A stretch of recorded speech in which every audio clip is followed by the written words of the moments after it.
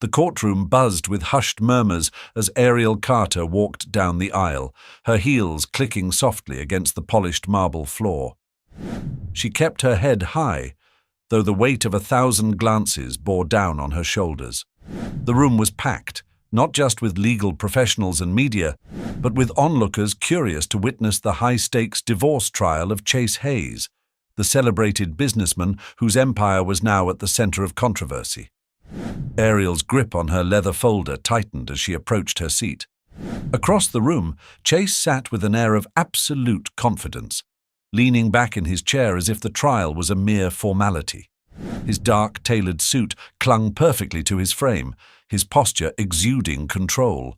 Flanked by his top-tier legal team, he exuded the charm and charisma that had once drawn Ariel to him. But his smirk, the faint, arrogant curl of his lips, reminded her exactly why they were here today. "You've never been more than a housewife, Ariel," his voice echoed in her memory.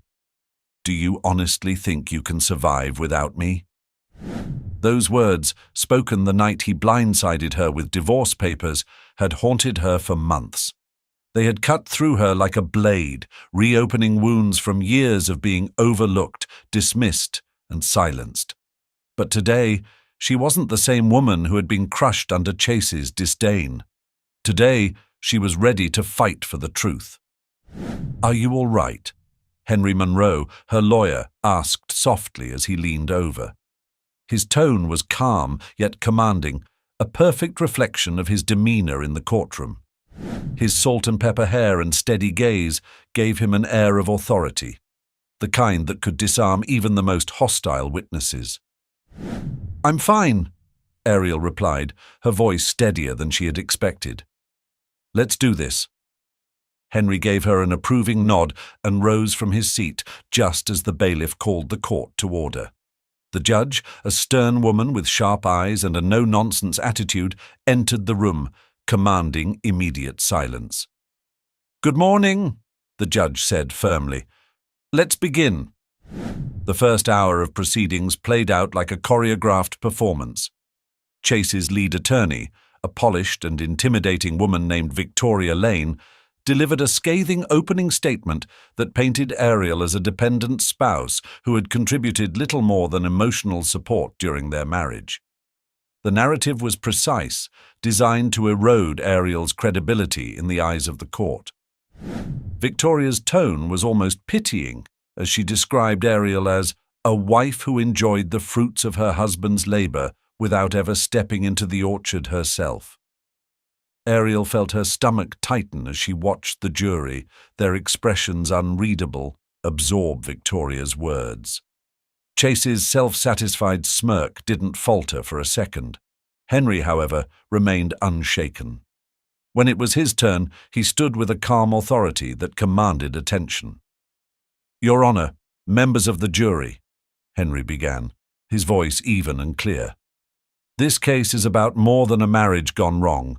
It is about recognizing the unseen sacrifices, the uncredited contributions, and the quiet resilience of a woman who gave everything to build a life and a business, only to be written out of her own story." Ariel watched as the jury leaned forward slightly, their attention shifting. Henry's words carried weight, each one carefully chosen to challenge the narrative Chase's team had constructed. "This trial will prove that Ariel Carter was not just a bystander in Chase Hayes's rise to success," Henry continued. "She was the foundation on which his empire was built." Henry's words echoed in Ariel's mind as the courtroom fell silent. The judge gestured for the proceedings to continue, and the first witness was called. Ariel forced herself to stay calm, but her pulse quickened as Chase leaned back in his chair, whispering something to his lawyer with a smug grin. Her time to speak would come soon, but for now she could only wait, and remember that the truth was on her side. The first witness, an accountant from Chase's company, took the stand to testify about the business's early financials. He spoke in technical terms, his words carefully rehearsed, painting a picture of Chase as a visionary entrepreneur who had single-handedly built the company from scratch. Ariel sat quietly, her hands clasped together in her lap, listening as her contributions were carefully omitted, erased as if they had never existed. Henry leaned closer to her, his voice barely a whisper. "Don't let this rattle you. We expected this.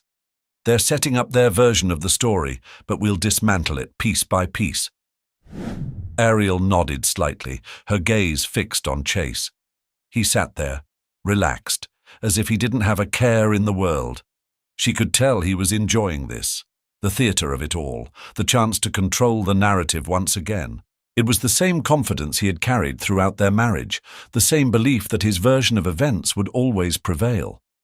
But this time, Ariel reminded herself, she had the tools to fight back. When the cross-examination began, Henry's approach was deliberate. His questions were precise, his tone calm but probing. He asked the accountant about specific dates, early investments, and financial discrepancies that hinted at Ariel's role in the company's foundation. "Is it true," Henry asked, pausing for effect, "that the company received a significant cash infusion during its first 6 months of operation?" The accountant shifted in his seat, visibly uncomfortable. "Yes, that's correct," he replied, his tone cautious. "And is it also true that the source of that funding was not from any external investor, but from a personal bank account belonging to Ariel Carter?" Henry's voice was steady, but it carried a weight that made the courtroom hold its breath. The accountant hesitated, glancing briefly at Chase before responding. That appears to be the case, yes." A murmur rippled through the courtroom. Ariel caught a flicker of annoyance in Chase's expression, though he quickly masked it with indifference. Victoria Lane rose swiftly to object, but the judge overruled her, allowing Henry to continue. "Thank you," Henry said, his tone neutral but triumphant. "No further questions." As the accountant stepped down, Ariel felt a spark of vindication, though she knew this was just the beginning. The evidence of her financial contribution was a small crack in the carefully constructed facade Chase had built, but it wasn't enough to bring it down entirely. They would need more, much more, to tip the scales. The day's proceedings dragged on, with Chase's team calling witnesses who reinforced the image of him as a self-made man.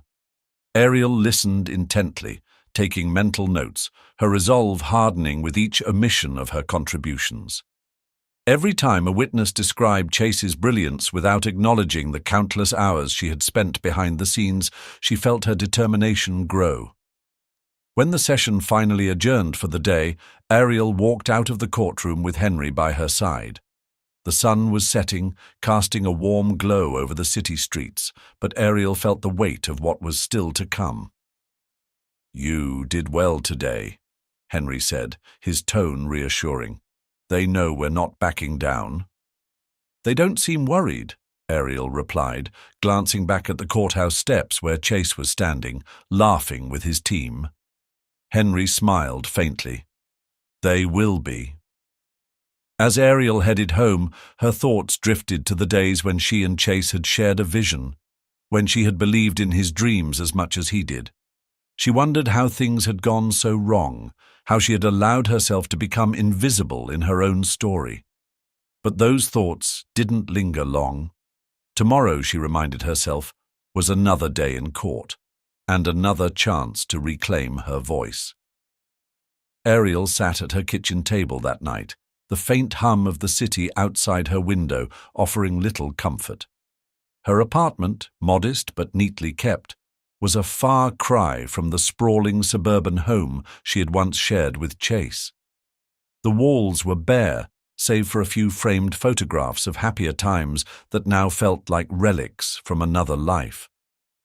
She stared at her laptop, the screen glowing with open documents and old emails she had spent months combing through, searching for the proof she needed to reclaim her story. Her mind wandered back to the beginning, to the time when Chase wasn't just her husband, but her partner, in every sense of the word. They had met at a business networking event in Chicago, both ambitious young professionals with big dreams. Ariel had been drawn to his confidence and charm, and he had been captivated by her sharp mind and unwavering optimism. Together, they had envisioned a future where they could build something extraordinary, something that would belong to both of them. She closed her eyes, remembering the late nights spent brainstorming ideas, working side by side at their small dining table in their first apartment. Back then, their conversations were filled with hope and excitement. Ariel had a knack for financial planning and strategy, and she poured her energy into creating budgets, analyzing markets, and outlining the business's early goals. Chase often joked that she was his secret weapon, the reason their plans would never fail. But as the business began to grow, so did Chase's ego. Subtle changes in his behavior became more pronounced. He stopped seeking her input, brushing off her suggestions with dismissive remarks like, "I've got it under control." Board meetings that they used to prepare for together became exclusive affairs, with Chase insisting that Ariel's presence wasn't necessary. The partnership they had once cherished was slowly replaced by a hierarchy, with Chase positioning himself firmly at the top. Ariel's thoughts were interrupted by a soft ping from her phone. It was a message from Jessica Lee, her former colleague and closest friend. "How are you holding up? Let me know if you need anything." Ariel smiled faintly at the screen. Jessica had always been her rock, even during the most tumultuous days of her marriage. She typed a quick reply. "I'm okay. Just going over some old documents. Thank you for being there for me." Her fingers hesitated before sending the message. She wanted to believe those words, that she was okay, but the knot in her stomach told a different story. She hit send anyway, and leaned back in her chair, letting out a slow breath. The memories continued to flood her mind, and with them came the question she had been avoiding for months. How did I let this happen? Ariel had always seen herself as strong, capable, and independent. Yet she had allowed Chase to diminish her, to write her out of the very story she had helped create. As she sat there, staring at the cluttered table in front of her, a wave of resolve began to build within her. Tomorrow, she would face Chase in court again. This time, she wouldn't let him reduce her to an afterthought. She had spent too long in the shadows. It was time to step back into the light. The following morning, Ariel arrived at the courthouse early. The air was crisp, the city alive with its usual morning bustle, but Ariel barely noticed. Her mind was focused entirely on what lay ahead. She clutched her leather folder tightly, the edges of the documents inside worn from hours of review. Each piece of evidence she had gathered was a thread in the tapestry of her truth, proof of her role in the success Chase had so easily claimed as his own. Inside, she met Henry in the hallway outside the courtroom. He was calm as always, sipping coffee from a paper cup, his briefcase resting at his side. His confidence was reassuring, but Ariel couldn't ignore the slight flutter of nerves in her chest. "You ready?" Henry asked, giving her a quick once-over to assess her mood. Ariel nodded, straightening her posture. "I have to be." Henry smiled faintly. "That's the spirit. Remember, we're not just here to defend you. We're here to expose the truth. Let them underestimate you. It'll make it that much sweeter when we prove them wrong." The doors to the courtroom swung open, and the day's proceedings began. This time the atmosphere felt heavier, the stakes even higher. Chase's legal team was clearly on the offensive, determined to strengthen the narrative they had so carefully constructed. Witnesses took the stand one by one, each recounting stories that framed Chase as the sole architect of his company's success. Ariel watched silently as Chase's attorney, Victoria Lane, questioned a former marketing executive from the company. The witness described Chase as a visionary who had transformed the business from a small operation into an industry leader. Not once did Ariel's name come up, despite the fact that she had spent countless hours in those early days crafting marketing strategies and managing client relationships. Henry leaned toward her. "Don't worry. This is just noise. Let them talk. They're setting themselves up for failure." As Victoria finished questioning the witness, Henry stood to begin his cross-examination. His approach was surgical, dismantling the carefully rehearsed narrative piece by piece. "You mentioned that Mr. Hayes was instrumental in securing the company's first major client," Henry began, his tone conversational but pointed. "Do you recall who managed the day-to-day communications with that client during the negotiation process?" The witness hesitated, glancing toward Chase before answering. I'm not entirely sure. It was a team effort." Henry raised an eyebrow, his expression polite but incredulous. "A team effort, you say? Would it surprise you to know that Ariel Carter, the woman sitting right here, was the one who personally met with the client, addressed their concerns, and finalized the deal?" The witness shifted uncomfortably. I suppose that's possible." "Not just possible," Henry said, his voice steady, "but documented. We have email correspondence showing that every critical decision and communication during that time went through Ms. Carter." The room fell silent, the weight of Henry's words hanging in the air. Chase's smirk faltered for the briefest moment before he leaned toward Victoria, whispering urgently.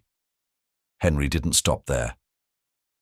"Would you say it's common for someone who contributes so significantly to the success of a major deal to be omitted entirely from the official narrative of the company's history?" The witness fumbled for an answer, but the damage had already been done. Henry's point was clear, and Ariel could feel the tide beginning to shift. By the time the witness stepped down, Ariel felt a renewed sense of determination. The truth was slowly emerging, and for the first time in years, she felt like she had a voice again. Chase might have controlled the story for years, but now the truth was finally coming to light. As the session adjourned for the day, Ariel caught a glimpse of Chase on the other side of the room. His confidence was still intact, but there was a flicker of something else in his eyes. Uncertainty. It was small, but it was there, and Ariel held onto it as she left the courthouse. Tomorrow would bring new challenges, but Ariel was ready. She wasn't just fighting for herself anymore. She was fighting for the years of sacrifice, the dreams she had put aside, and the countless others who had been silenced or overlooked. This wasn't just her battle, it was her chance to rewrite the ending of her story. The courthouse felt quieter that morning, though the tension was unmistakable. Ariel Carter sat at her usual spot beside Henry Monroe, who was reviewing his notes with his typical focus. Today marked a turning point. They had finally been given permission to call Max Whitman, a former employee who had reached out to Henry after hearing about the trial. Max's testimony could provide the validation Ariel needed to challenge Chase's narrative. But with Chase's team already aware of his involvement, Ariel couldn't shake the feeling that they would try to discredit him before he could speak. As they waited for the judge to enter, Ariel's phone buzzed with a text from Jessica. "Good luck today. Remember who you are and what you've built. They can't take that from you." Ariel smiled faintly, her nerves settling a bit. Jessica had always believed in her, even when Ariel had doubted herself the most. She tucked the phone away and glanced toward the other side of the courtroom, where Chase sat whispering to his lawyer. His face was calm, almost bored, but Ariel recognized the telltale signs of his tension, the way his fingers tapped lightly against the table and the occasional tightening of his jaw. The session began promptly, with the judge calling Max to the stand. He entered the room with a quiet confidence, his dark suit a little worn but his demeanor steady. Max had worked closely with both Ariel and Chase during the company's earliest days, and his knowledge of the inner workings of their partnership made him a critical witness. Henry began with a straightforward question. "Mr. Whitman, Could you please tell the court about your role at Hayes Enterprises? I was hired as an operations manager when the company was just starting out, Max replied, his voice clear and firm. At the time, it was a small team, and we all wore a lot of hats. I handled logistics, supply chain management, and sometimes even customer relations. And in those early days, Henry continued, what was the dynamic between Chase Hayes and Ariel Carter? Max paused for a moment, choosing his words carefully. It was collaborative, he said. Ariel was heavily involved in the day-to-day operations. She managed the finances, worked directly with clients, and developed strategies to help the company grow. Chase was the face of the company, but Ariel was the one making sure everything actually worked. A murmur ran through the courtroom as Max's words painted a very different picture from the one Chase's team had tried to establish. Ariel felt a rush of gratitude toward Max for speaking so plainly, though she knew this was only the beginning. Victoria Lane rose to object. Your Honor, this testimony is speculative. The witness is offering personal opinions rather than factual evidence. Henry was ready. Your Honor, Mr. Whitman's role at Hayes Enterprises gave him first-hand knowledge of its operations. His testimony directly challenges the narrative presented by the defense. The judge nodded. Overruled. Proceed. Victoria's lips tightened into a thin line, but she said nothing further as Henry continued. Mr. Whitman, Henry said, can you recall any specific incidents where Ariel's contributions were critical to the company's success? Max nodded. There was one in particular. About 6 months after the company launched, we almost lost a major client due to a delay in fulfilling their order. Chase was out of town at the time, and Ariel stepped in. She worked through the night to resolve the issue, negotiating directly with the client and coordinating with suppliers to ensure the order was delivered on time. If it hadn't been for her, we would have lost that account, and probably the business. Ariel felt her breath catch. She remembered that night vividly, though Chase had never acknowledged her efforts. Hearing Max recount it so plainly made her realize just how much she had done and how much had been taken for granted. Henry gave Max an encouraging nod before turning to the judge. No further questions, Your Honor. The courtroom buzzed with quiet chatter as Max stepped down. Ariel felt a glimmer of hope, but she also knew this moment wouldn't come without a fight. Chase's team would strike back, and she had to be ready. As Max returned to his seat, Victoria Lane wasted no time rising to begin her cross-examination. She adjusted her jacket, her movements deliberate, projecting an air of control as she approached the witness stand. Her sharp gaze locked onto Max, and the courtroom stilled, waiting for her to make her move. Mr. Whitman, she began, her voice smooth but with an unmistakable edge. You've testified that you were an operations manager at Hayes Enterprises. Is that correct? Yes, Max replied evenly. And during your time there, how long did you work directly with Mr. Hayes and Ms. Carter? About 2 years, Max answered. Victoria tilted her head slightly, as though feigning curiosity. 2 years is a relatively short period, wouldn't you agree? Hardly long enough to fully understand the complexities of the company or its leadership dynamics. Max didn't flinch. 2 years in a startup feels like a decade. I was there when everything was built from the ground up. I know what happened. Victoria's smile was tight, her polished exterior unshaken. Perhaps. But would you also agree that, as an operations manager, you were not privy to every decision made by Mr. Hayes regarding the company's strategic direction? Max hesitated briefly. That's true, but... Victoria seized the opening. Thank you, Mr. Whitman. So your perspective is limited, isn't it? Your testimony, while well-intentioned, is based on your own assumptions rather than documented fact. Henry rose immediately. Objection. Counsel is attempting to mischaracterize the witness's testimony. The judge nodded. Sustained. Ms. Lane, focus on questions of fact. Victoria adjusted her approach, turning back to Max. One final question, Mr. Whitman. You've testified about Ms. Carter's role in resolving a client issue, which you claim saved the company. Yet, to my understanding, no official documentation exists to corroborate this account. Can you confirm that? Max frowned slightly.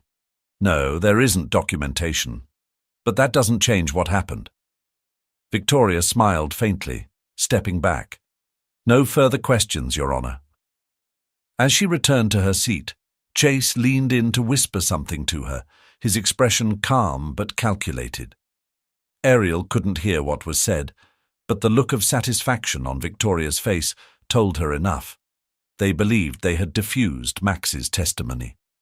Henry turned to Ariel, his tone low but reassuring.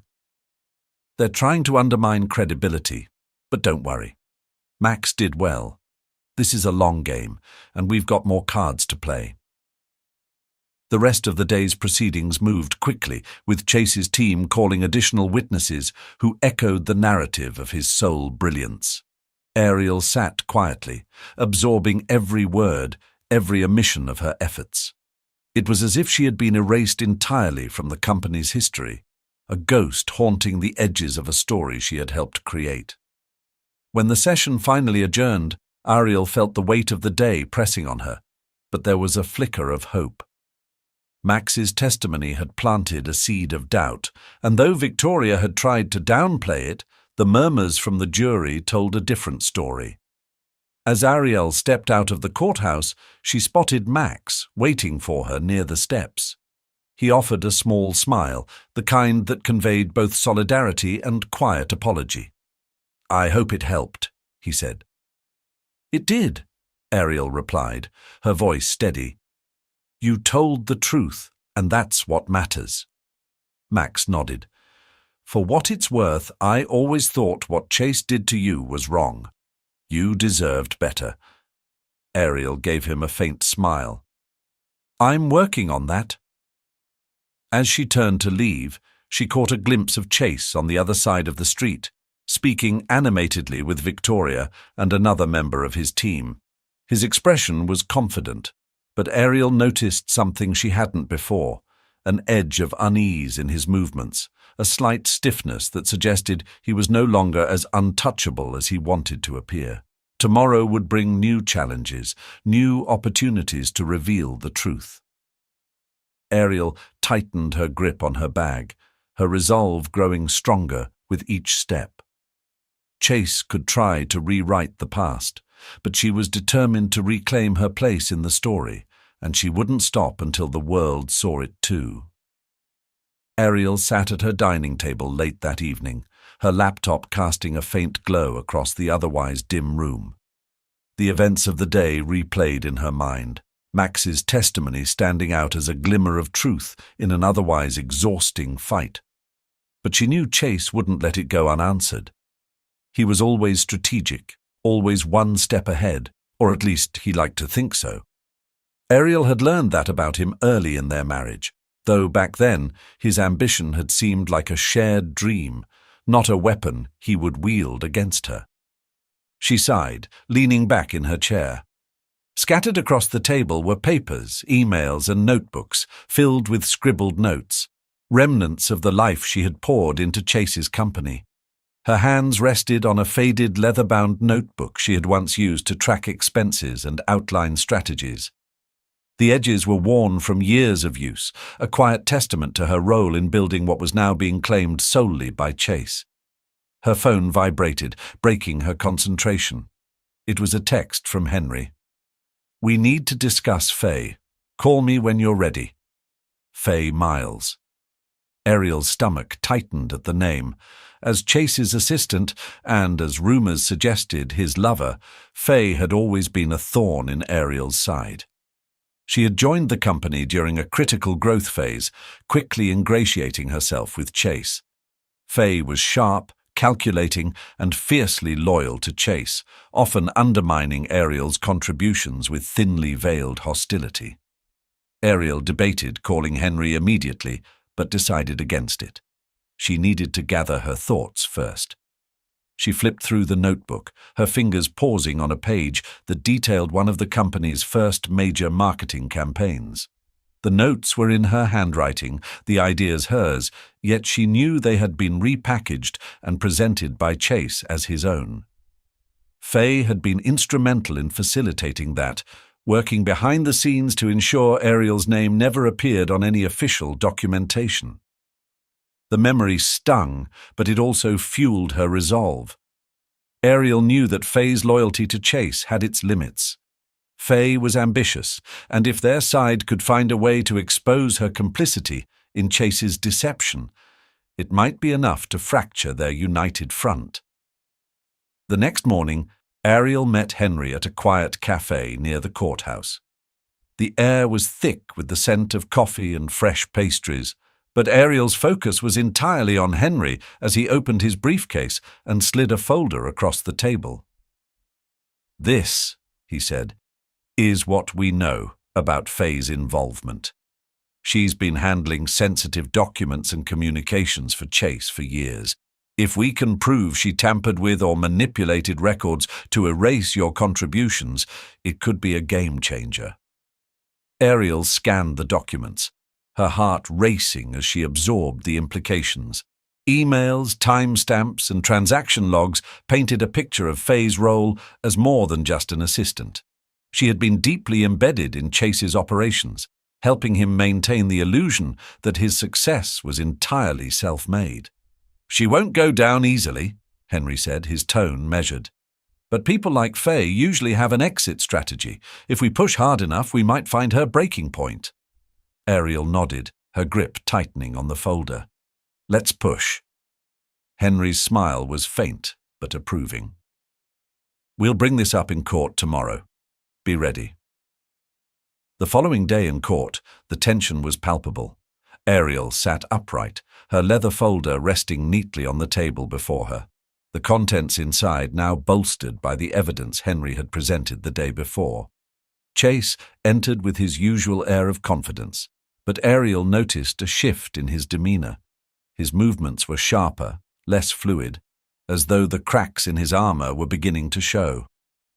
Faye followed close behind, her gaze unwavering and her expression carefully neutral, but Ariel could see the flicker of unease beneath her polished exterior. The morning proceedings unfolded with their usual rhythm, but Ariel's focus remained sharp, her attention glued to every word and movement. Then, at last, Henry rose to call Faye Miles to the stand. Faye stepped forward with practiced composure, her heels clicking softly against the polished floor.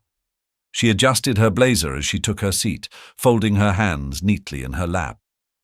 To anyone watching, she exuded professionalism, but Ariel saw the faint tightness in her jaw, the small tells that hinted at her discomfort. Henry approached the stand, his expression calm but pointed. "Ms. Miles, thank you for joining us today," he began, his tone polite but firm. "You've been Mr. Hayes's assistant for several years, correct?" "Yes," Faye replied, her voice steady. "Nearly 5 years. And in that time, you've been privy to many of the company's operations, including handling sensitive documents and communications?" "Yes," she confirmed. "That's part of my job." Henry nodded, as though her answers were exactly what he had expected. "I imagine your role requires a great deal of trust. Mr. Hayes must rely on you heavily." Faye offered a thin smile. "I'd like to think so." "Of course," Henry continued. "Now, Ms. Miles, I'd like to ask about specific records you managed during the early years of Hayes Enterprises, particularly those related to financial contributions and operational strategies. Would you say you were responsible for maintaining accurate records of those documents?" Faye hesitated for a fraction of a second before answering. "Yes, that was one of my responsibilities." Henry's expression remained neutral, but Ariel felt the weight of his next question before he even spoke. "And during that time, were you ever instructed by Mr. Hayes, or anyone else, to alter or omit information that might reflect contributions made by Ms. Carter. The courtroom held its collective breath as Faye's carefully crafted facade faltered. Her eyes darted briefly to Chase, who was sitting stiffly at the defense table, his jaw clenched. "No," Faye said, her voice firmer than before, as if to overcompensate for the hesitation that had preceded it. "I was never instructed to do anything unethical." Henry didn't flinch. "You're under oath, Ms. Miles. Are you certain about that?" Faye's composure began to waver under the scrutiny. "Yes, I'm certain," she said. But there was a tightness to her voice now, a subtle crack in her confidence. Henry stepped back slightly, giving the courtroom a moment to absorb the tension. Then he reached into his briefcase and retrieved a printed email. "Your Honor, I'd like to submit this into evidence," he said, handing it to the clerk. Ariel watched as the judge reviewed the document, her expression unreadable. Henry turned back to Faye. "This is an email dated 3 years ago, sent from your company account. It references edits to financial records and client communications that explicitly remove Ms. Carter's name from key documents. Would you like to explain this?" Faye's face paled visibly. She opened her mouth to speak, but no words came out. Chase shifted in his seat, his expression darkening as he leaned toward Victoria Lane, whispering furiously. I don't recall that email," Faye finally stammered. Henry arched an eyebrow. "I'm sure we can find ways to refresh your memory." The room buzzed with murmurs as Faye's carefully controlled image began to crumble. Ariel felt a surge of vindication, though she knew the fight was far from over. The judge called for order, silencing the crowd, but the damage had already been done. As Faye stepped down from the stand, her steps unsteady, Ariel caught a glimpse of Chase's reaction. His confidence was visibly shaken, his composure cracking under the weight of the revelations. Ariel allowed herself a small, private smile. The truth was finally starting to catch up with him. Tomorrow would bring more battles, more questions, and more challenges. But for now, Ariel felt a flicker of hope. Piece by piece, the walls Chase had built to obscure her contributions were coming down, and she was ready to watch them crumble entirely. Ko ve joan toi jang viet do ja bigian joan. Toi sebat jau lai joan jau tien kua chuong nam theo jung yeu kau kua ban. The courtroom was alive with a subdued energy the following day, the air thick with anticipation after the events of the previous session.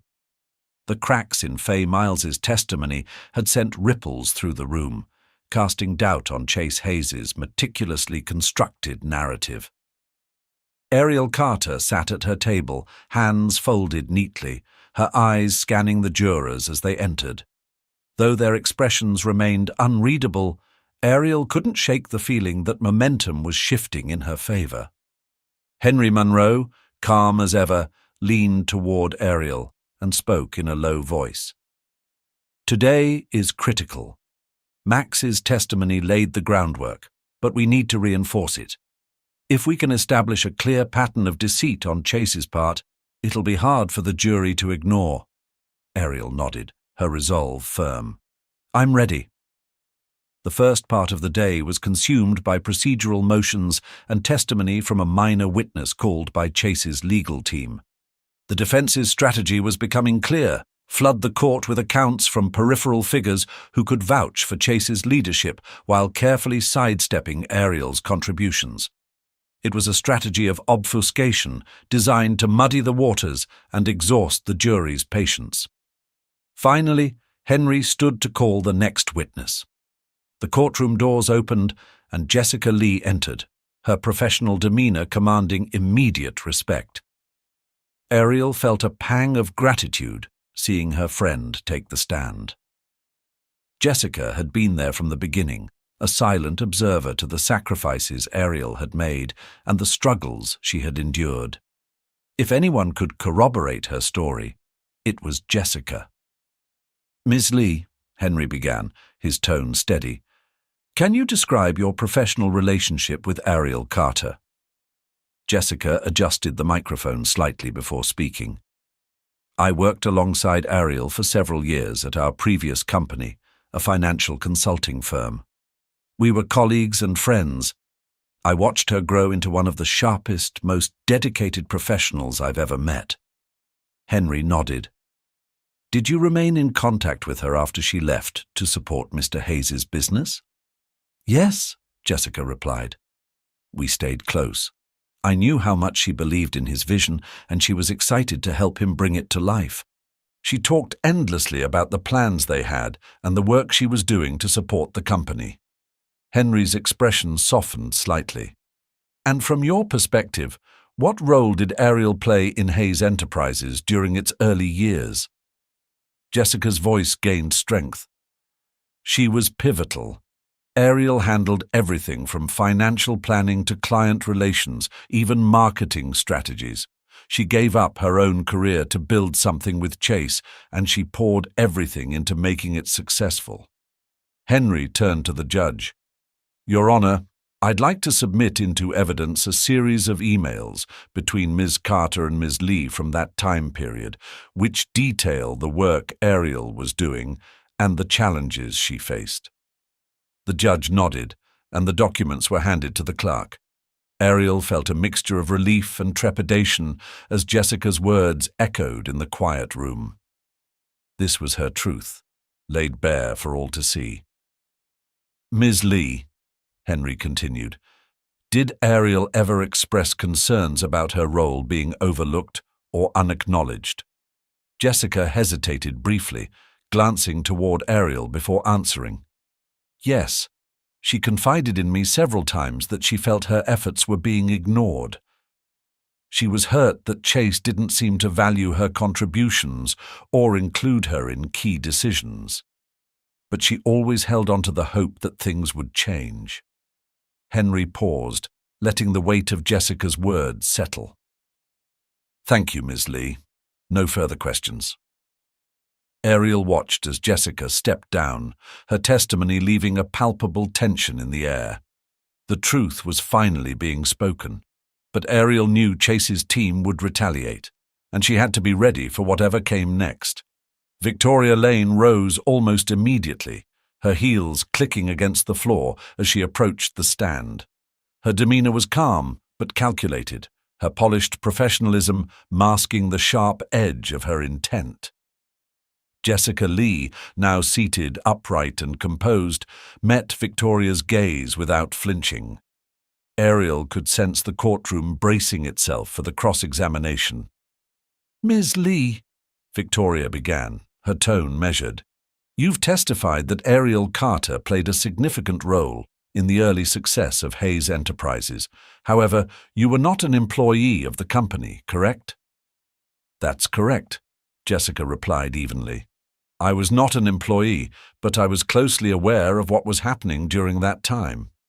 Victoria arched an eyebrow, a faint smile curling at the corner of her lips. Aware, but not directly involved. So your understanding of Ms. Carter's contributions is based solely on what she shared with you, rather than first-hand knowledge. Would you agree? Jessica hesitated for only a moment. I would agree that my understanding comes from what Ariel shared, yes. But I've also seen her work ethic and expertise firsthand. I know what she's capable of. Victoria's smile widened, as if she had been waiting for that response. That's very loyal of you, Ms. Lee. But loyalty doesn't equate to factual evidence, does it? Henry immediately rose from his seat. Objection, Your Honor. Counsel is badgering the witness. Sustained, the judge said sharply. Ms. Lane, focus your questions. Victoria nodded, undeterred. She shifted her tone, making it lighter, almost conversational. Ms. Lee, you mentioned that Ariel expressed frustration about being overlooked. Would you say that frustration ever clouded her perspective on her contributions to the company? Jessica's expression hardened slightly. Ariel was clear-eyed about her work. If anything, she downplayed her role because she trusted Chase to give her the credit she deserved. Victoria took a slow step back, as though pondering Jessica's response. Trust is admirable, but it's not always wise. Wouldn't you agree that business success often requires recognition of formal roles and responsibilities? Perhaps, Jessica replied, her voice steady. But it also requires integrity, something Chase seems to have forgotten. A ripple of murmurs ran through the courtroom. Victoria's smile faded for the first time, her jaw tightening slightly. She straightened, turning back toward the judge. No further questions, Your Honor. As Jessica stepped down, Ariel felt a surge of pride. Her friend had withstood the cross-examination with grace and conviction, reinforcing the truth without wavering. But the day was far from over, and Ariel knew that the defense would continue to press their advantage. The next witness was a financial consultant hired by Chase's team to analyze Hayes Enterprises' growth trajectory. The consultant's testimony was highly technical, focusing on data that emphasized Chase's leadership and strategic decisions. Ariel listened carefully, her frustration mounting as yet another narrative unfolded that excluded her entirely. Henry, however, remained composed. When it was his turn to cross-examine, he subtly shifted the conversation toward the company's foundational years, pointing out gaps in the consultant's analysis. Would it be fair to say, Henry asked, that your expertise lies in interpreting data rather than first-hand knowledge of how the business operated in its infancy? Yes, that's correct, the consultant admitted reluctantly. Henry pressed on. So your conclusions are only as accurate as the data provided to you? That's true. And if that data omitted certain contributions, such as those made by Ms. Carter, your conclusions would also fail to account for them, wouldn't they? The consultant hesitated, glancing briefly toward Chase's table. I suppose that's possible. Henry nodded, his tone calm but firm. Thank you. No further questions. As the consultant stepped down, Ariel felt a small but significant victory. The defense's attempts to reinforce Chase's narrative were beginning to show their limitations. Piece by piece, the foundation of their story was being chipped away. When the session adjourned for the day, Ariel lingered outside the courthouse, the weight of the trial pressing on her shoulders. Jessica joined her, slipping an arm around her friend in a gesture of solidarity. You did great today, Jessica said. We're getting there. Ariel nodded, her gaze focused on the horizon. I know, but I also know Chase isn't done. He'll keep fighting until there's nothing left. Jessica smiled faintly. Then we'll make sure there's nothing left for him to fight with. Ariel exhaled deeply, drawing strength from Jessica's words. The road ahead was still long, but for the first time in years, she felt like she wasn't fighting alone. Tomorrow, they would return to court, armed with the truth. And this time, they wouldn't let Chase take anything more from her. Ariel sat in her small apartment that evening, staring at the mess of documents scattered across her dining table. The evidence they had presented in court so far had started to chip away at Chase's narrative, but it wasn't enough. The defense's arguments remained strong, bolstered by years of meticulous record-keeping that excluded her contributions.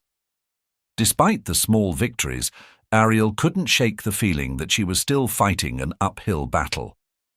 She reached for her notebook, flipping through the pages filled with notes and ideas she had scribbled down late at night during the early days of the company.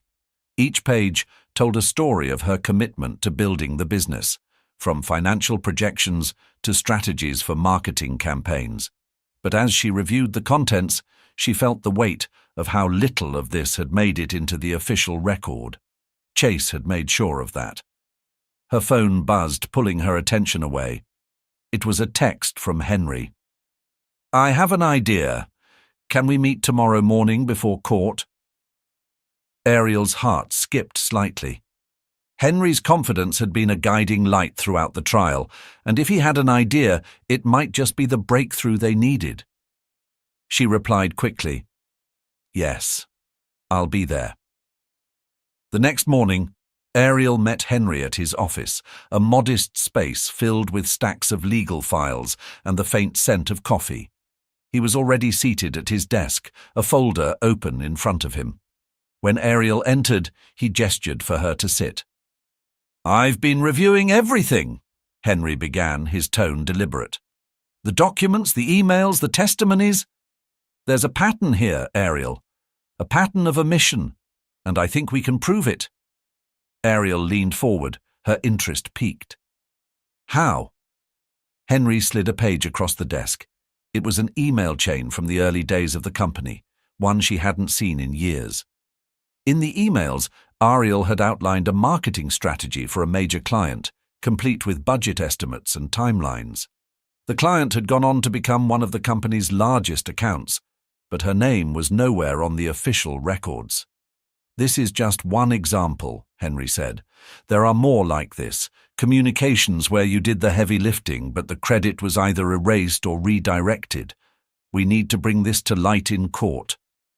Ariel frowned slightly, her mind racing. "But will it be enough?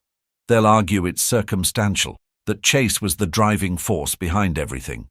Henry smiled faintly. "That's where we turn their own narrative against them. If Chase wants to argue that he was the sole visionary, then why do we have documented evidence of you making these decisions, contacting these clients and managing these budgets? He can't have it both ways." Ariel nodded slowly, a flicker of hope reigniting in her chest. "Okay, let's do it." Henry stood, gathering the files. "We'll introduce this today. It's time to start pulling at the threads of their story and watch it unravel." When they arrived at the courthouse, Ariel felt a renewed sense of purpose. Today they wouldn't just defend her contributions, they would dismantle the lies that had kept her in the shadows for so long. The courtroom buzzed with anticipation as the session began. Chase sat at his table, flanked by his legal team, his confident posture betraying no hint of unease. But Ariel could sense the tension just beneath the surface. Faye's faltering testimony and Max's statements had already started to sow doubt. Today, Henry's plan would build on that momentum, leveraging evidence that couldn't be ignored. Henry rose and addressed the court. "Your Honor, today we will be presenting communications from the early years of Hayes Enterprises that directly illustrate Ms. Carter's role in the company's foundational decisions." Victoria Lane stood quickly. "Objection, Your Honor. These communications were not disclosed during discovery." Henry remained composed. "Your Honor, these documents were obtained during the pre-trial process. The defense had access to them, but apparently chose not to address their content. We are well within our rights to present them." The judge considered briefly before nodding. "Objection overruled. Proceed." Henry began with the email chain Ariel had reviewed the night before. The clerk handed copies to the jury as Henry walked toward the stand, where Ariel was seated to provide context. "Ms. Carter," Henry began, "can you explain the significance of this email chain?" Ariel adjusted the microphone, her voice steady. "This was from the early days of the company. We had just secured a potential client, but there were concerns about the cost and logistics of meeting their needs. I proposed a strategy to streamline the process while staying within budget, and the client agreed to move forward." Henry gestured to the printed email where Ariel's detailed plan was outlined. "And did this client go on to become one of the company's largest accounts?" "Yes," Ariel said firmly. "Their contract accounted for nearly 40% of our revenue during the first 2 years." The jury visibly reacted, some exchanging glances. Henry turned his attention back to Ariel. "Was your name included on any official documentation related to this account?" "No," Ariel replied, her voice unwavering. "Chase took full credit for the strategy and the execution. My contributions were never acknowledged." Henry allowed the silence to settle for a moment before continuing. "Thank you, Ms. Carter." He turned toward the jury. "This is just one example of a pattern, a systematic effort to erase Ms. Carter's contributions while inflating Mr. Hayes's role. Over the course of this trial, we will demonstrate that this was not an isolated incident, but part of a deliberate narrative designed to deny Ms. Carter the credit she deserves." Victoria stood quickly, her tone sharp. "Your Honor, this is speculation. Unless counsel can provide evidence of intent, these accusations hold no merit." Henry pivoted smoothly. "Your Honor, we are presenting evidence to establish a pattern. Intent will be addressed through further documentation and testimony." The judge nodded. "Proceed, but keep your arguments focused." Henry continued to introduce more emails and documents, each one reinforcing Ariel's role in the company's early successes. As the session progressed, Victoria's objections became less frequent, her confidence visibly wavering. Even Chase, usually composed and unbothered, appeared increasingly tense, his jaw tightening with each new piece of evidence. When the session adjourned for the day, Ariel stepped outside into the brisk afternoon air, a mixture of exhaustion and relief washing over her. Henry joined her, his expression unreadable but calm. "You did well today," he said. "We're starting to see the cracks. They can't ignore the truth forever." Ariel nodded, her gaze fixed on the horizon. "We're getting closer. I can feel it." Henry offered a faint smile. "Piece by piece, Ariel. The truth has a way of surfacing when you least expect it." As she walked away from the courthouse, Ariel felt a renewed sense of purpose. Tomorrow would bring new challenges, but she was more determined than ever to see this through to the end. This wasn't just about proving her contributions, it was about reclaiming her voice, her identity, and her future. The tension in the courtroom was almost tangible as the day's session began. Ariel sat at her usual spot, her hands resting lightly on the table, her mind replaying Henry's strategy for the day. This was the moment they had been working toward, the introduction of the patent. It was the strongest piece of evidence in her arsenal, one that could not be dismissed or reinterpreted. Ariel had fought hard to ensure her name was tied to that innovation, a fact Chase could no longer deny. Henry stood as the judge entered, his calm demeanor masking the weight of what he was about to present. Victoria Lane and Chase exchanged a quick, silent glance across the room, their composure intact, but their tension evident. They had to know what was coming, but even their best defenses couldn't erase a patent that bore Ariel's name. "Your Honor," Henry began, his voice steady, "today we will be presenting evidence that directly contradicts the defense's claims regarding Mr. Hayes's sole contribution to Hayes Enterprises' success. This evidence pertains to a patented manufacturing process that significantly reduced production costs and increased profitability during the company's critical growth period." Victoria rose immediately, her tone sharp. "Objection, Your Honor. This evidence is being introduced without prior notice to the defense." Henry turned to address the judge. "Your Honor, the patent in question has been publicly accessible for years. It is directly tied to Ms. Carter's role in the company and is central to her case. The defense has had ample opportunity to review it." The judge considered briefly before nodding. "Objection overruled. Proceed." Henry retrieved a document from his briefcase and handed it to the clerk, who distributed copies to the judge and jury. The room was silent as the patent details were read aloud. The words Ariel Carter under the inventor section sent a ripple of murmurs through the courtroom. "Ms. Carter," Henry said, turning to Ariel, "can you explain the significance of this patent and your role in its development?" Ariel leaned forward, her voice steady despite the gravity of the moment. "This patent outlines a manufacturing process I developed to streamline production and reduce costs. At the time, the company was struggling to meet demand while staying within budget. I created this process to address those challenges, and it became one of the core innovations that allowed us to scale the business. Henry nodded. And how was this innovation received by the company and its clients? It was a turning point, Ariel replied.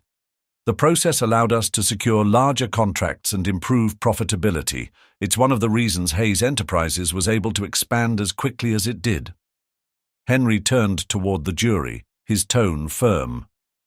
This patent represents undeniable proof of Ms. Carter's contributions to Hayes Enterprises. It is a tangible, irrefutable record of her impact, one that cannot be dismissed or erased. The murmurs among the jury grew louder, and even the judge appeared to take a moment to absorb the weight of the evidence.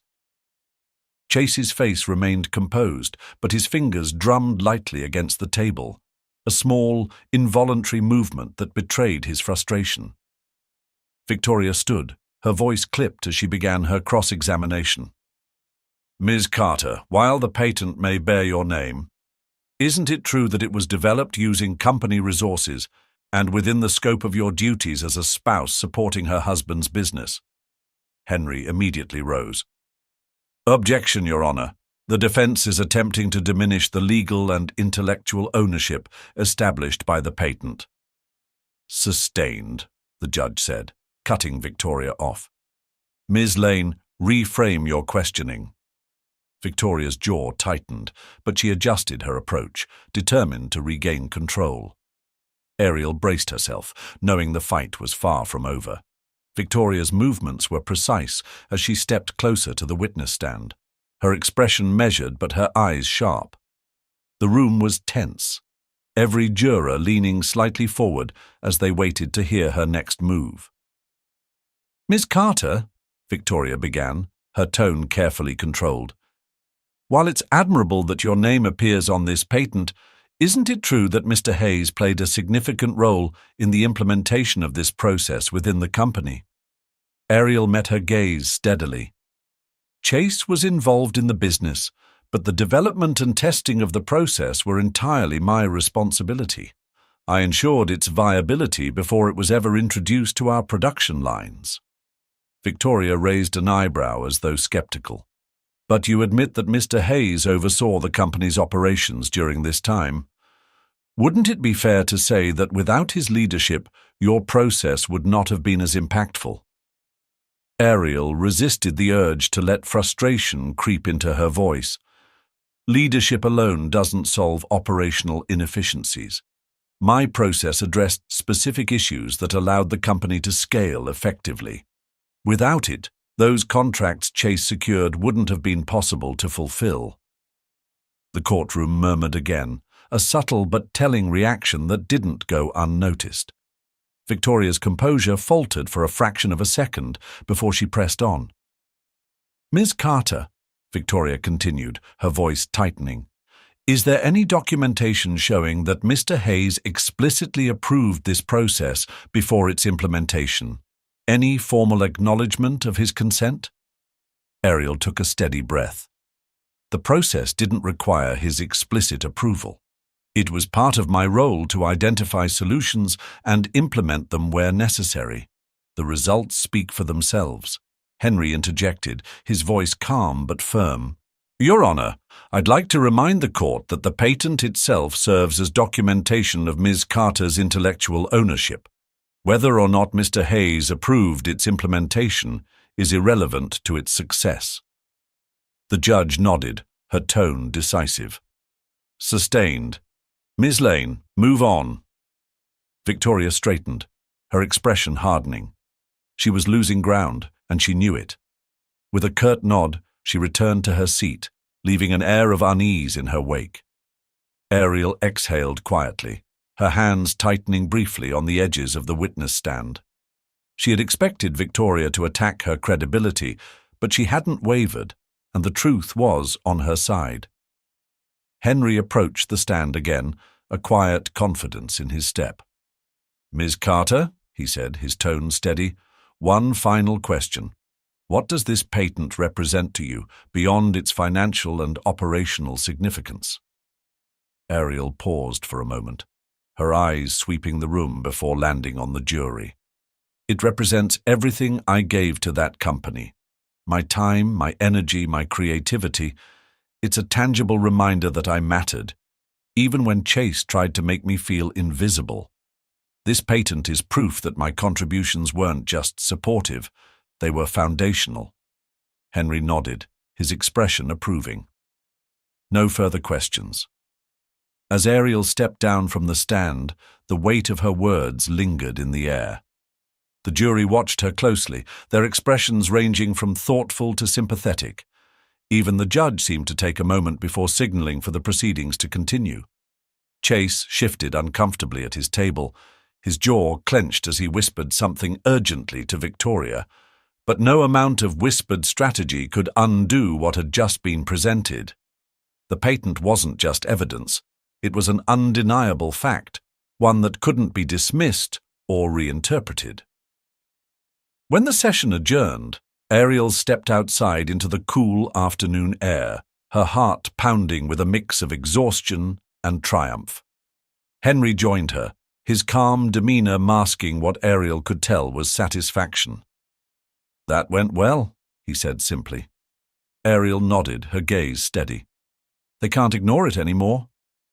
Henry gave her a faint smile. "They'll try. But we've turned a corner, Ariel. The jury sees it. Chase sees it. They know the truth is on our side." As Ariel walked away, she felt a weight lifting from her shoulders. For the first time in years, she felt seen, truly seen. And she knew that the truth, like the patent bearing her name, was something Chase could never take away from her. The courthouse felt different the next morning, a tangible shift in the atmosphere that even Ariel couldn't ignore. The previous day's revelations about the patent had sent shockwaves through the courtroom, and it was clear from the murmurs of onlookers and the stiff posture of Chase Hayes that the tide was turning. Ariel sat at her table, her hands clasped tightly together as she reviewed her notes, stealing the occasional glance at Henry Munro, who seemed as unshakable as ever. Across the room, Chase's team huddled close, their conversations urgent and their faces tight with tension. Victoria Lane appeared particularly focused, flipping through papers and muttering directives to her colleagues. Ariel couldn't help but feel a flicker of satisfaction at their unease. For the first time since this ordeal began, she felt as though Chase was on the defensive. As the judge entered and called the court to order, Victoria rose to call her next witness. It was a former executive from Hayes Enterprises, someone Ariel vaguely recognized from the company's later years. He was polished and poised, clearly coached to deliver a narrative that reinforced Chase's image as the sole architect of the company's success.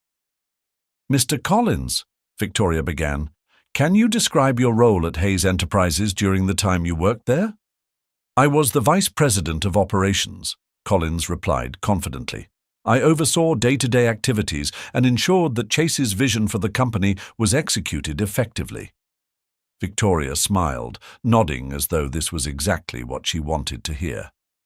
"And in your experience, how involved was Mr. Hayes in the company's growth and success?" "Extremely involved," Collins said without hesitation. "He was the driving force behind every major decision. His leadership was the reason we achieved such rapid success." Ariel felt her stomach tighten at the blatant omission of her contributions, but she forced herself to remain composed. This was all part of their strategy, to reinforce Chase's dominance while erasing her entirely. Victoria continued, her tone growing more deliberate. "In your time at Hayes Enterprises, did you observe any significant contributions from Ms. Carter?" Collins hesitated briefly, glancing at Victoria before answering. "Not directly. She wasn't involved in the decision-making process as far as I could see. Chase handled everything." The answer stung, but Ariel could see the cracks in his testimony. His hesitation had been slight, but it was enough to suggest that there was more to the story than he was letting on. When it was Henry's turn to cross-examine, he approached the stand with his usual calm precision. "Mr. Collins, he began. You mentioned that you were the vice president of operations. Is that correct? Yes, Collins replied. And your role was to oversee day-to-day activities and ensure that operations ran smoothly. That's correct. Henry paused for a moment before continuing. Would it be fair to say that, as Vice President of Operations, you were primarily focused on the logistics and execution of plans rather than the development of strategies or innovations? Collins frowned slightly but nodded. Yes, that's fair. So you wouldn't necessarily be privy to every strategic discussion or contribution made by other parties within the company, would you? Collins shifted uncomfortably. No, I suppose not. Henry pressed on, his tone steady but firm. Then how can you definitively state that Ms. Carter wasn't involved in critical decisions if you weren't present for all strategic discussions? The question hung in the air, and Collins hesitated, clearly struggling to form a response. I can only speak to what I saw. Exactly, Henry said, his voice calm but pointed. Your testimony is based solely on your perspective, which doesn't account for what happened behind closed doors or in meetings you weren't part of. A ripple of murmurs ran through the courtroom as Henry stepped back, allowing the weight of his words to settle. Ariel felt a small surge of relief. Piece by piece, the defense's carefully constructed narrative was unraveling. Henry wasn't done yet, but the next few questions would push the defense even further onto unstable ground. Henry allowed the murmurs in the courtroom to settle before he stepped forward again, his gaze fixed on Mr. Collins. His tone remained calm, but there was a new sharpness in his words. Mr. Collins, he began, you've testified that Mr. Hayes was involved in every major decision at Hayes Enterprises. Would you say that's an accurate statement? Yes, Collins replied, though his voice lacked the confidence it held earlier. Chase was deeply involved in every major decision. Henry gave a slight nod. Interesting, because we have evidence that suggests otherwise. He gestured to the clerk, who handed a document to the judge and the jury. This is a series of meeting minutes from Hayes Enterprises during the company's formative years. In these records, several critical decisions are attributed to input from Ms. Carter, including the development of strategies for client retention and the implementation of cost-saving measures. Can you explain why your testimony contradicts these records? Collins's expression tightened, his discomfort now evident to everyone in the room. I wasn't aware of those details, he stammered. I wasn't in all the meetings. Henry leaned in slightly, his voice growing firmer. Exactly, Mr. Collins. You weren't in all the meetings. So when you say you didn't see Ms. Carter's contributions, it's not because they didn't happen, it's because you weren't in a position to witness them. Is that correct? Collins hesitated, his gaze flicking briefly to Victoria Lane before answering. Yes, that's correct. Henry stepped back, addressing the jury directly. Ladies and gentlemen, this is yet another example of how Ms. Carter's role in Hayes Enterprises has been systematically overlooked or erased. Even individuals within the company were unaware of her contributions because the credit was never given where it was due. The jury's attention was riveted, their expressions a mix of curiosity and contemplation. Victoria Lane shifted in her seat, her frustration visible as she prepared for her rebuttal. But Henry wasn't finished yet. One final question, Mr. Collins, Henry said, his voice calm but unyielding. As Vice President of Operations, you've testified to Mr. Hayes's leadership. In your opinion, would the company have been as successful without the cost-saving measures and operational innovations introduced during its early years? Collins paused, visibly conflicted. No, he admitted reluctantly. Those measures were critical to our success. And now that you've seen the evidence, Henry continued, would you agree that Ms. Carter played a significant role in implementing those measures? Collins's shoulders sagged slightly, as though the weight of the question was too much to bear.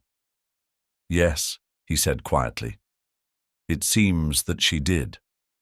The silence that followed was deafening. Even Chase, who had remained composed throughout most of the trial, looked visibly shaken. He leaned toward Victoria, whispering furiously, but it was clear that the damage had been done. As Collins stepped down from the stand, Henry turned to Ariel and gave her a subtle nod. The defense's narrative was crumbling, and the jury was beginning to see the truth. For the first time, Ariel felt a glimmer of hope that the scales were finally tipping in her favor. When the session adjourned, Ariel stepped outside into the crisp afternoon air. Jessica was waiting for her near the courthouse steps, a warm smile on her face. "You're winning, Ariel," Jessica said, wrapping her friend in a tight hug. "They can't hide the truth anymore." Ariel smiled, the weight of years of doubt and erasure lifting from her shoulders. "It's not just about winning," she said softly. "It's about finally being seen." As they walked away from the courthouse, Ariel knew there was still work to be done. But for the first time in a long time, she felt like she was reclaiming her story, one truth at a time. The courtroom was silent as Jessica Lee took the stand, her presence commanding but warm, a combination that seemed to immediately resonate with the jury. Ariel sat at her table, her hands resting firmly on the polished wood surface. This was a critical moment. Jessica's testimony would offer the jury a perspective from someone who had been there from the beginning, someone who had witnessed Ariel's sacrifices and contributions firsthand. Henry approached the stand with his usual composed demeanor, offering Jessica a reassuring smile before beginning. "Ms. Lee, thank you for being here today. Can you please state your professional background for the court?" Jessica adjusted the microphone slightly before responding. "I'm a senior financial consultant. I've worked in the industry for over 15 years, focusing on strategic planning and business development. And during your career, you had the opportunity to work alongside Ariel Carter. Is that correct?" "Yes," Jessica confirmed. "Ariel and I worked together for several years at a financial consulting firm before she left to help build Hayes Enterprises." Henry nodded, pacing slightly as he continued. "Can you describe the nature of your relationship with Ms. Carter during that time?" Jessica smiled faintly. "We were not only colleagues but close friends. I knew Ariel well, her work ethic, her brilliance, and her dedication. She was one of the most talented professionals I've ever worked with." Henry paused, letting her words settle before proceeding. "You remained in contact with Ariel after she joined Hayes Enterprises, correct?" "I did," Jessica said. "We spoke regularly. I was one of the few people she confided in during those years." Henry leaned forward slightly, his voice taking on a more deliberate tone. "And in those conversations, what did Ariel share with you about her role at Hayes Enterprises?" Jessica's expression grew more serious. "She shared a lot. Ariel was deeply involved in the company's operations, managing finances, developing strategies, negotiating with clients. She worked tirelessly to ensure the business succeeded, but over time she began to feel that her efforts were being overlooked." Henry nodded. "Overlooked in what way?" Jessica hesitated briefly, glancing at Ariel before answering. She felt like Chase was taking credit for her ideas, sidelining her from important decisions and gradually erasing her contributions. It was heartbreaking to watch because I knew how much she had given up to support him. Henry allowed a brief silence to hang in the air before asking, "In your professional opinion, based on your knowledge of Ariel's skills and the work she described, how important do you believe her contributions were to the success of Hayes Enterprises?" Jessica met his gaze steadily. "I believe they were critical. Without Ariel's financial expertise and strategic planning, the company would never have grown the way it did." Henry turned to the jury, his voice firm. Ms. Lee, would you say that Ariel's role was that of a supportive spouse, or was she an equal partner in the creation of Hayes Enterprises? She was an equal partner, Jessica said without hesitation, in every sense of the word. The jury's attention was riveted, and even the judge seemed to take a moment to process Jessica's statement. Henry stepped back, a small but satisfied smile playing at the corners of his lips. No further questions. Ariel felt a rush of gratitude as Jessica stepped down. Her friend had spoken with conviction, reinforcing everything Ariel had been fighting to prove, but she also knew the defense would do everything in their power to dismantle it. The fight was far from over. Victoria Lane rose gracefully, her expression composed, but her eyes sharp as she approached the witness stand. She was clearly determined to undermine Jessica's testimony, and the courtroom seemed to hold its breath in anticipation of her first move. "Ms. Lee," Victoria began, her tone measured, "you've testified that you and Ms. Carter were close friends. Would you agree that this personal relationship may affect your ability to provide an unbiased account of her contributions?" Jessica didn't flinch. "No, I wouldn't agree. While we're friends, my testimony is based on what I know of Ariel's work and her character. It's not about bias. It's about the truth." Victoria smiled faintly, though it didn't reach her eyes. "Of course. But as someone who wasn't directly involved in Hayes Enterprises, wouldn't you say that your perspective is limited to what Ariel chose to share with you?" Jessica's response was calm and measured. "That's true to some extent. However, Ariel's descriptions of her work were consistent, detailed, and supported by the results the company achieved during those years. Even without being an employee, it was clear to me that her contributions were substantial." Victoria nodded slowly, as though processing the answer. "And yet, you claim to know how critical her role was. Without being privy to internal meetings or company records, how can you be so certain?" Jessica met her gaze evenly.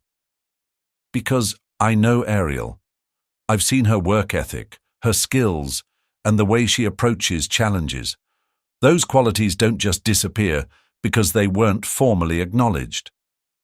The tension in the room was palpable. Victoria's professional facade began to crack slightly as she adjusted her approach. "Ms. Lee, you testified that Ariel felt her contributions were being overlooked. Wouldn't it be fair to say that her feelings of frustration could have led her to exaggerate the extent of her involvement?" Jessica's expression hardened. "No, that wouldn't be fair. Ariel is not someone who exaggerates. She's someone who gives everything she has and rarely takes credit for it. If she felt overlooked, it's because she was." The quiet conviction in Jessica's voice sent a ripple through the courtroom. Victoria pressed her lips together, clearly dissatisfied with the direction of the cross-examination. She took a step back, forcing a small smile. "No further questions, Your Honor," she said, returning to her seat with a tight expression. As Jessica stepped down, she glanced at Ariel and offered a small, reassuring smile.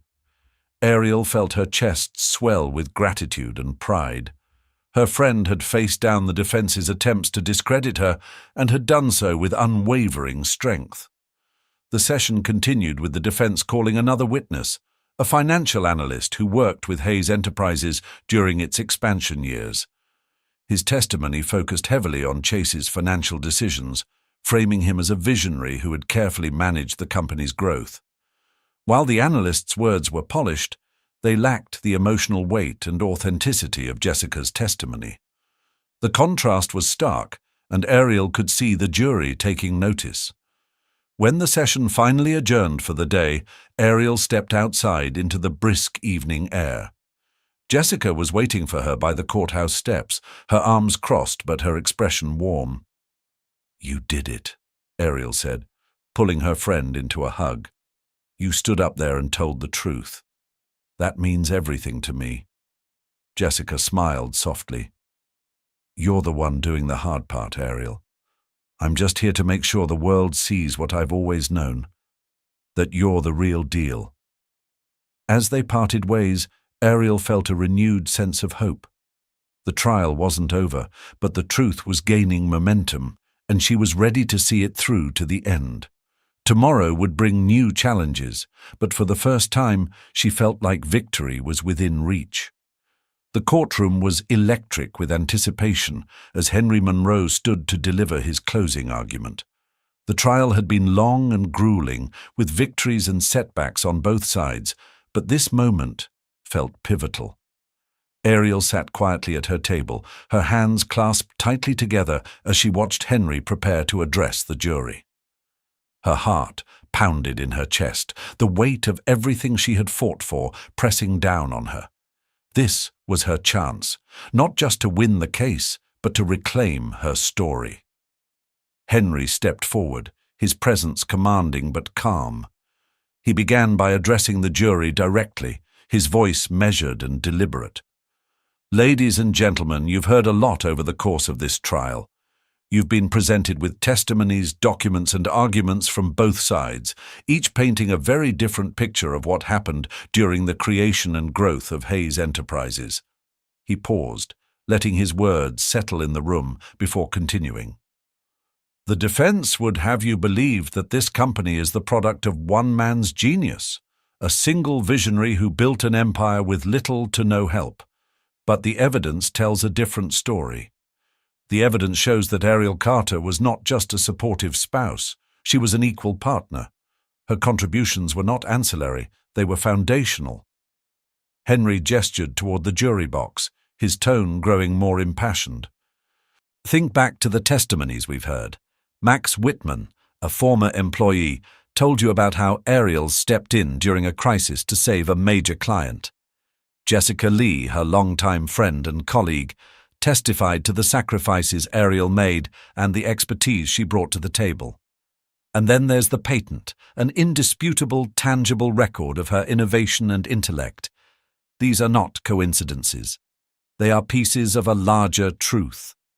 He paced slightly, his gaze sweeping the room.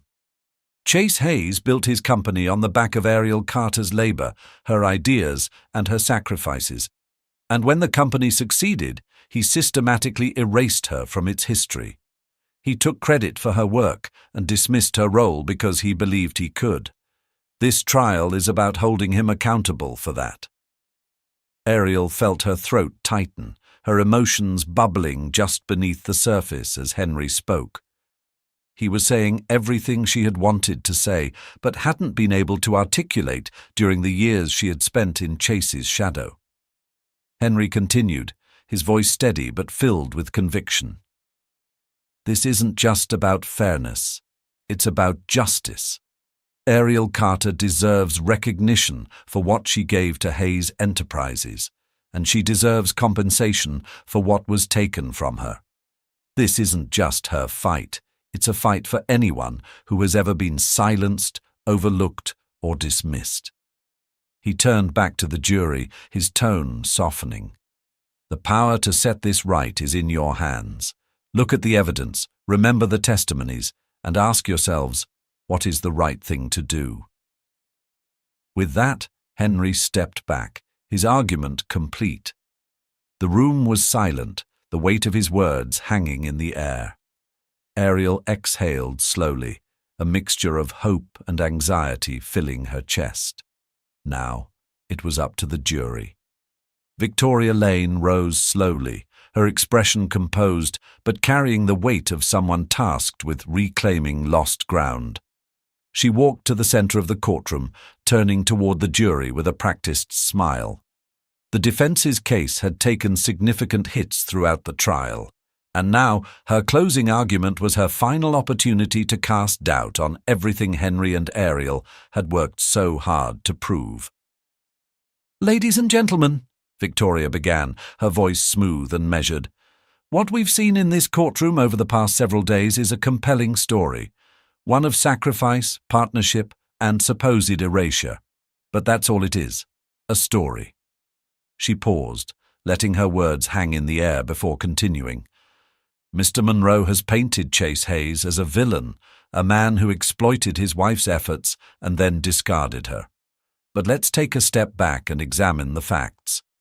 Chase Hayes is a successful entrepreneur. He built Hayes Enterprises from the ground up with vision, hard work, and determination. Yes, Ariel Carter supported him, as many spouses do, but the defense contends that her role has been exaggerated to fit a narrative.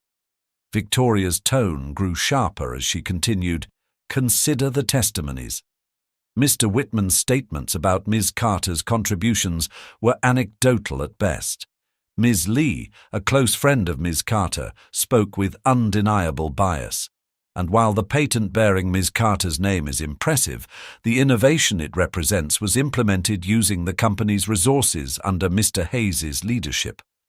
Hayes Enterprises thrived because of Chase Hayes's vision, not because of isolated contributions. Ariel felt her chest tighten as Victoria methodically dismantled the arguments that had been painstakingly constructed. Henry remained still beside her, his expression unreadable, but Ariel could sense his focus, as though he were analyzing every word Victoria spoke for an opening to counter. Victoria turned to the jury, her tone softening as she addressed them directly. This case isn't about diminishing Ms. Carter's value as a person or her talents as a professional. It's about recognizing the reality of what it takes to build a business. The sleepless nights, the tough decisions, the risks that fall squarely on the shoulders of the person at the helm. That person in this case was Chase Hayes, and while Ms. Carter may have played a role, it is unfair to rewrite history and attribute the company's success to her in hindsight. She took a step back, her smile faint but confident. "I urge you to consider the evidence carefully. Not the emotion, not the rhetoric, but the facts. The truth lies in the official records, the contracts, and the growth metrics that all point to Chase Hayes as the driving force behind Hayes Enterprises." "Thank you." As Victoria returned to her seat, Ariel felt a wave of frustration wash over her. The argument was slick and carefully crafted, designed to create just enough doubt in the jury's minds. But Ariel also knew that Henry's closing had planted seeds of its own, seeds of justice and recognition that she hoped would take root. The judge gave the jury their instructions, explaining the legal framework they would use to deliberate. As they filed out of the room, Ariel felt the tension in her chest grow. The decision was now out of her hands, left to the judgment of 12 strangers. Henry turned to her, his voice low but steady. "You've done everything you could, Ariel. Now we wait." Ariel nodded, her throat tight with emotion. The journey had been long and grueling, and the uncertainty of what lay ahead was almost unbearable. But as she stepped out into the courthouse hallway, Jessica at her side, she reminded herself of one undeniable truth. She had fought for her voice, and no matter the verdict, she would never let it be silenced again. The courtroom was eerily quiet as the jury filed back into their seats, the weight of their deliberations etched into their expressions. Ariel sat frozen in her chair, her breath shallow as she watched them settle. Henry leaned slightly toward her, his voice low and steady. "Whatever happens, remember this. You stood up for yourself. That matters more than anything." She nodded faintly, her hands trembling in her lap. Across the room, Chase Hayes sat with his usual polished exterior, but Ariel noticed the subtle cracks in his demeanor. His foot tapped lightly against the floor, and his eyes darted toward the jury, unable to maintain his usual facade of composure. For all his bravado, he couldn't control what was about to happen. The judge addressed the jury, her voice firm but calm. "Have you reached a verdict?" The jury foreperson, a middle-aged woman with sharp eyes and a quiet strength, rose from her seat. She held a piece of paper in her hand, her expression neutral but unreadable. "We have, Your Honor." Ariel's heartbeat thundered in her ears as the foreperson handed the paper to the bailiff, who in turn passed it to the judge. The judge unfolded the paper, her eyes scanning its contents, before she nodded slightly and returned her gaze to the room. In the matter of Carter versus Hayes, the judge began, her voice cutting through the silence, we find in favor of the plaintiff, Ariel Carter. A wave of emotion crashed over Ariel as the words registered. Relief, disbelief, and an overwhelming sense of validation surged through her all at once. She barely heard the judge continue, her voice outlining the specifics of the verdict. A significant financial settlement, recognition of her role as a co-founder, and shared ownership in the intellectual property tied to Hayes Enterprises. Chase's expression darkened, his jaw clenching as he whispered furiously to Victoria Lane. But there was little he could do now. The decision had been made, and the truth was finally out in the open.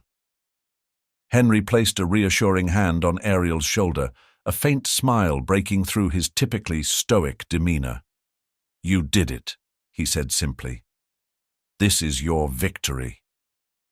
Ariel nodded, tears pricking the corners of her eyes as the magnitude of the moment sank in. She had spent years being overshadowed, dismissed, and erased. But now, she had reclaimed her place in the story, one that she had helped write from the very beginning. The judge called for order, her gavel striking the sound block as she dismissed the jury. The courtroom began to stir as people gathered their belongings and whispered among themselves about the trial that had captivated everyone's attention. Ariel remained seated for a moment, letting the noise and movement swirl around her as she absorbed what had just happened. For the first time in a long time, she felt free. As the courtroom emptied, Ariel rose slowly from her seat, still feeling the lingering weight of everything she had endured. The whispers and glances from onlookers didn't faze her. This moment wasn't about them. It was about reclaiming herself after years of being diminished. She gathered her belongings, her movements deliberate, as if grounding herself in the reality of the verdict. Chase stood on the other side of the room, his face a mixture of frustration and disbelief. His team huddled around him, speaking in low, hurried tones, likely discussing the next steps to minimize the fallout. But Ariel didn't spare him a second glance. His opinion no longer mattered. His narrative no longer defined her. As Ariel and Henry stepped out of the courthouse, they were met by a throng of reporters, cameras flashing and microphones thrust forward. The media frenzy had followed the trial closely, and now they clamored for her reaction. "Ariel, how do you feel about the verdict? What's next for you after this landmark case? Do you have anything to say to Chase Hayes?" Ariel hesitated, the cacophony overwhelming for a moment. Henry leaned in and whispered, "You don't owe them anything. But if you want to say something, make it count." She took a deep breath, lifting her head high as she stepped toward the crowd. The cameras zoomed in, the flashes relentless. With a calm but resolute voice, she spoke.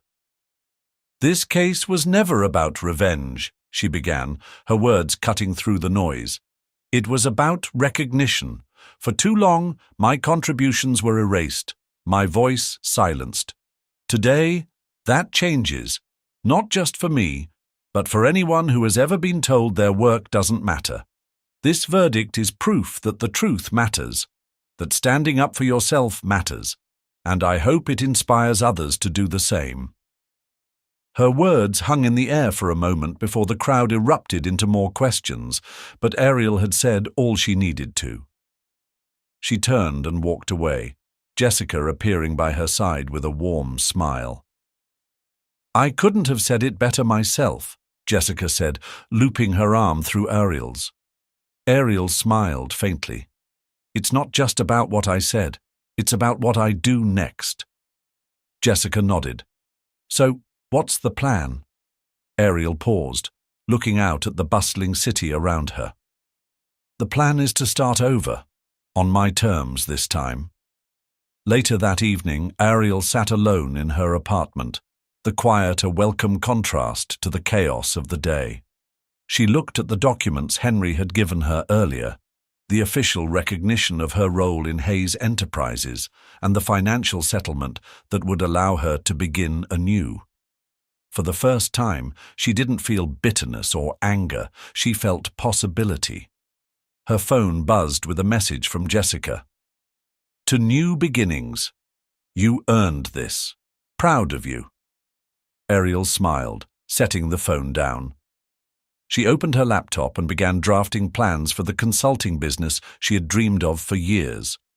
The road ahead was uncertain, but for the first time, it felt entirely her own, and that was a victory she wouldn't trade for anything.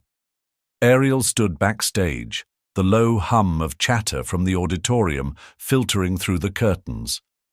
She clutched a small stack of note cards in her hand, though she knew she wouldn't need them. The words she had prepared were etched into her mind, a reflection of the journey that had brought her to this moment. She glanced at the program resting on a nearby table. Her name was printed prominently, listed as the keynote speaker for a conference aimed at empowering entrepreneurs and innovators. It was a surreal feeling, knowing that she had gone from being dismissed and overlooked to standing as a symbol of resilience and triumph. But Ariel wasn't here for recognition. She was here to inspire. Jessica appeared beside her, her familiar, reassuring presence grounding Ariel in the moment. "You ready?" Jessica asked, a soft smile on her face. Ariel took a deep breath, letting the weight of the question settle. "I think I've been ready for this for a long time," she replied. Jessica nodded. "Then go out there and remind them why you're here." As Ariel stepped onto the stage, the applause that greeted her was warm and genuine. She paused for a moment, taking in the sea of faces before her, some eager, some curious, all attentive. She adjusted the microphone, the spotlight casting a glow around her as the room fell silent. "Thank you for that kind introduction," she began, her voice steady. "Standing here today feels surreal, but also right. Not because I'm here to talk about success, but because I'm here to talk about something far more important, the value of your voice." The audience leaned in, her words drawing them closer. Ariel continued, weaving the story of her life into a narrative that resonated beyond the courtroom. She spoke of the early days with Chase, her sacrifices and contributions, and the long, painful journey of realizing how her work had been erased. But she didn't linger on the pain. Instead, she focused on what came after, the decision to fight back, to reclaim her voice, and to use it not just for herself, but for others who had been silenced. "When I walked into that courtroom, I wasn't sure I would win," she admitted, "but I knew I had to try, not because of the money or even the recognition, though those things matter. I fought because I wanted to remind myself and anyone watching that our work, our sacrifices, and our voices matter, and no one has the right to take that from us." The applause that followed was thunderous, but Ariel barely registered it. She felt a sense of calm settle over her, a quiet affirmation that she had finally stepped into her own power. This moment wasn't about Chase or the trial. It was about everything she had built, both in her past and the future she was creating. As the applause subsided, Ariel closed with a message that had become her guiding principle. Your value isn't determined by someone else's opinion or their willingness to acknowledge you. It's determined by the impact you make and the strength you show when you refuse to be silenced. Remember that and carry it with you. With that, she stepped back, the room erupting into applause once more. But this time, Ariel didn't feel the weight of proving herself. She felt only freedom. As Ariel stepped off the stage, she was greeted by a wave of handshakes and kind words from attendees. Some shared their own stories, tales of perseverance in the face of erasure, of dreams deferred and hard-fought victories. Ariel listened to each one with genuine attention, realizing how deeply her journey resonated beyond her own experience. Jessica appeared by her side once more, her smile wide and proud. You had them in the palm of your hand, she said, handing Ariel a water bottle. Ariel chuckled softly, unscrewing the cap and taking a sip. I wasn't sure I'd ever get to a place like this, she admitted. For so long I felt like I didn't matter, like everything I'd done was invisible. Well, you're anything but invisible now, Jessica replied. And the best part? You earned this, every bit of it. The two of them made their way through the conference center, weaving through crowds of attendees who were eager to share their gratitude and admiration. Ariel handled it all with humility, her thoughts drifting toward what lay ahead. This victory, this moment, wasn't an end point. It was the beginning of a new chapter. Later that evening, Ariel returned to her apartment. She had chosen not to move into a larger space despite the financial settlement, preferring the simplicity and grounding comfort of the home she had rebuilt for herself. She sat at her desk, the glow of her laptop illuminating a document she had been working on for weeks, the business plan for her new consulting firm. The name of the company, Second Rise, sat bold at the top of the page. It was more than a brand, it was a statement of intent. Ariel wanted to help others find their footing, to guide individuals and small businesses through the challenges of growth, change, and reinvention. Her own story had taught her the value of having someone in your corner, someone who believed in you when you couldn't yet believe in yourself. She clicked through the slides of her presentation, tweaking a line here, adjusting a figure there. The work felt different now, not a burden, but a purpose. Every word, every plan felt like a step forward, a way to channel her experiences into something meaningful. A knock at her door pulled her from her thoughts.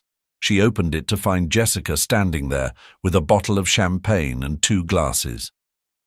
I figured we should celebrate properly, Jessica said, stepping inside with a grin, and I wasn't about to let you spend this night working. Ariel laughed, grabbing the glasses and motioning for Jessica to follow her to the kitchen. They sat together at the small table, the room filled with the faint pop of the bottle opening and the soft clink of glasses meeting. To new beginnings, Jessica toasted. To never being silenced again, Ariel replied. As they sipped the champagne, the weight of the past finally felt distant, like a shadow fading into the horizon. Ariel allowed herself to bask in the moment, knowing that the next chapter of her life was hers to write, and this time she would make every word count.